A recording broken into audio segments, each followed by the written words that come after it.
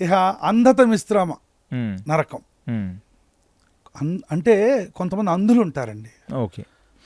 వారిని అడ్డం పెట్టుకొని సంపాదించేవాళ్ళు కొంతమంది, వాళ్ళ శ్రమను దోచుకునేవాళ్ళు కొంతమంది, వాళ్లకు తెలియకుండా వాళ్ళని మోసం చేస్తూ ఉండేవాళ్ళు కొంతమంది, చీకట్లో దొంగతనాలు చేసి చీకటిని ఆయుధంగా చేసుకుని చేసేటువంటివి కొన్ని చీకటి కార్యక్రమాలు, చీకటి కార్యాలు, చీకటి వృత్తులు, ఇవన్నీ ఇలాంటి వారికి ఇచ్చేటువంటి నరకం అనమాట. వాళ్ళని ఏం చేస్తారు, సూదులతో కళ్ళల్లో గుచ్చుతారు, చెవుల్లో నాగుపాము తీసుకెళ్లి చెవు దగ్గర లోపల దూర్చి లోపల ఆ నాలికతో నాగుపాముతో లోపల విషం కక్కిస్తుంటారు.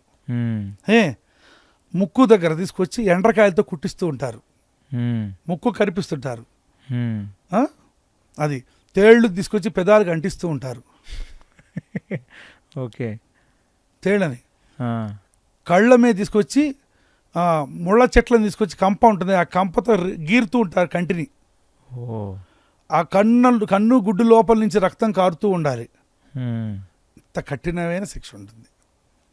అంటే అంధులతో వ్యాపారం చేసేవారికి, అంధులని మోసగించేవారిని, అంధులని అవమానించేవారిని, అంధులని బాధించేవారిని. అంధత్వం అంటే కళ్ళు లేకపోవడం కాదు, కళ్ళుండి మనసు లేకపోవడం. చాలా బాగా చెప్పారండి ఈ మాట. వీళ్ళు కళ్ళున్న గుడ్డివాళ్ళు, వాళ్ళు కళ్ళు లేని జ్ఞానవంతులు.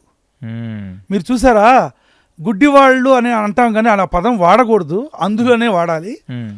వారికి ఏదో ఒక ప్రత్యేకత ఉంటుంది. వారు నడిచినట్టు మనం నడవలేం, వాళ్ళు పసిగట్టినట్టుగా మనం పసిగట్టలేం. వినికిడి శబ్దం కూడా వాళ్ళకే ఎక్కువ మనకన్నా. లోపం ఎక్కడ ఉంటుందో ఇంకొక ఉపాయం కూడా భగవంతుడు వాళ్ళకి పెడతాడు. అవును, అందుకనే ఇంగ్లీష్లో పేరు మార్చారుగా ఇప్పుడు, ఫిజికల్లీ డిఫరెంట్లీ ఛాలెంజ్డ్ అని పెట్టారు. అవును, physically challenged, differently challenged people అంటున్నారు. ఫిజికల్లీ హ్యాండిక్యాప్డ్ అని తీసేశారు ఇప్పుడు, అది ఆ పదం ఇంగ్లీష్లో లేదు ఇక. సో వెరీ నైస్, ఇదొక నరకం.